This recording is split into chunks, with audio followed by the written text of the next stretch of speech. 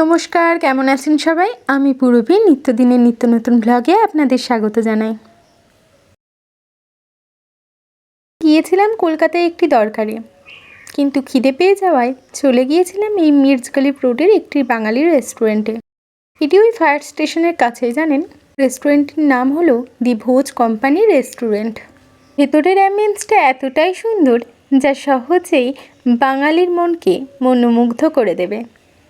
ভেতরে খুব সুন্দরভাবে রবীন্দ্রসঙ্গীত বাজছিল, জানেন। বাঙালি রেস্টুরেন্ট সাথে রবীন্দ্রসঙ্গীত, আহা, এখানেই তো মন অর্ধেক ভরে গেল, তাই না বলুন? শুনেছি এই রেস্টুরেন্টে নাকি ওপার বাংলার মানুষজন বেশি যাতায়াত করেন। আর করবে নাই বা কেন বলুন? কচুর শাক থেকে শুরু করে যা ভালো ভালো বাঙালি খাবার এখানে পাওয়া যায় না।